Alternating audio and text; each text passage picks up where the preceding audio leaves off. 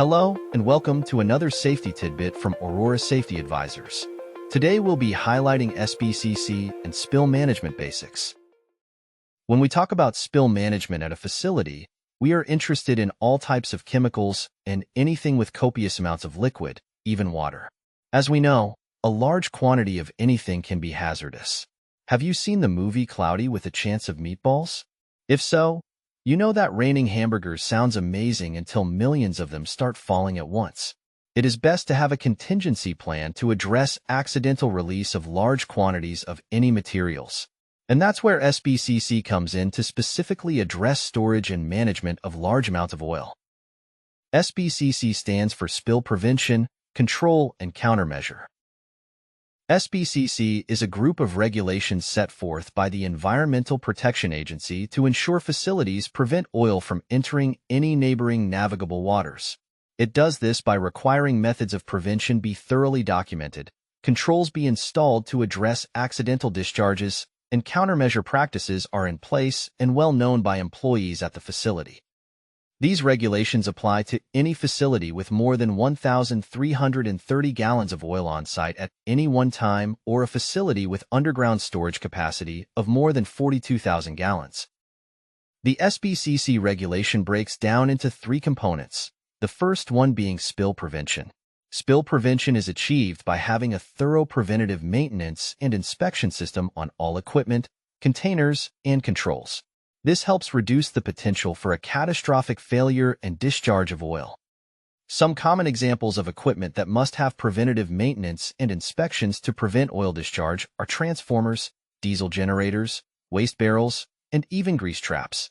Having expert eyes on this equipment regularly will clue you into issues before they escalate. The second component of the SBCC regulation is controls. Controls have to be implemented on equipment to ensure when a leak does occur it will be temporarily contained until it can be addressed and repaired.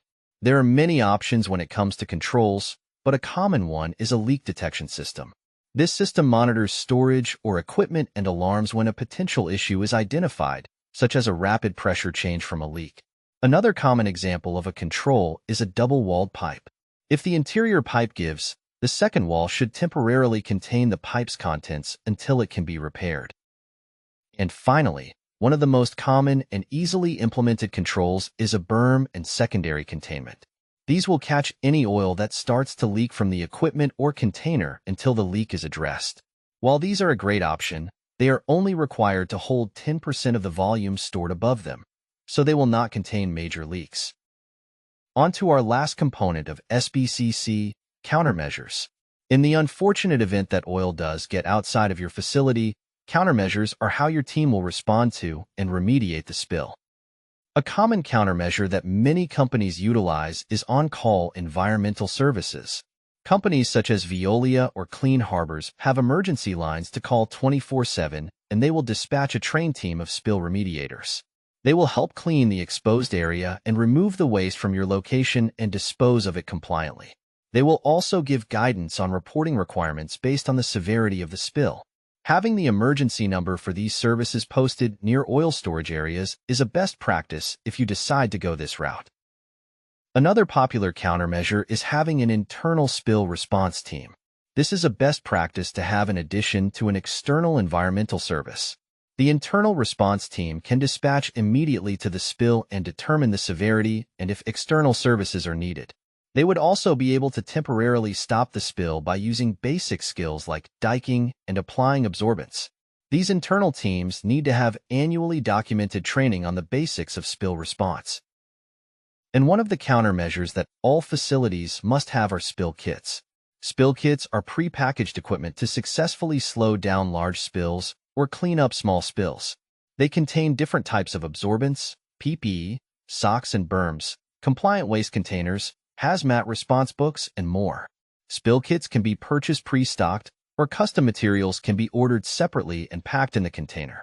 Spill kits must be located nearby oil storage locations and are easily accessible and visually apparent, similar to a fire extinguisher.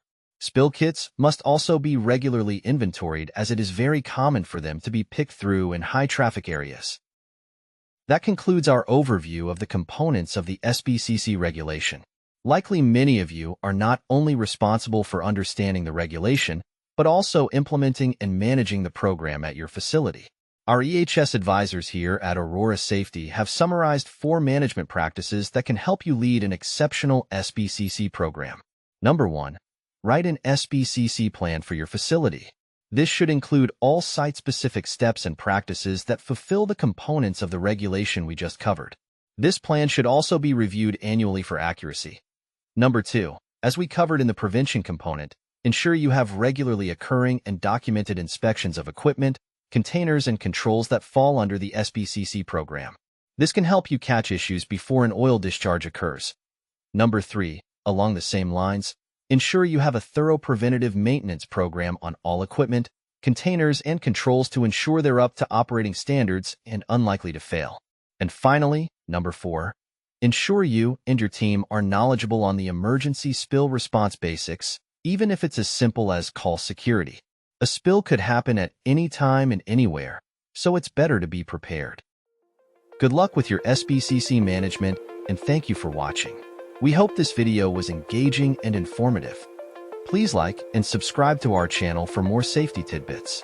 Visit our website at aurorasafetyadvisors.com to get services such as custom training content, policy development, consulting, and more. From all of us here at Aurora Safety Advisors, be safe.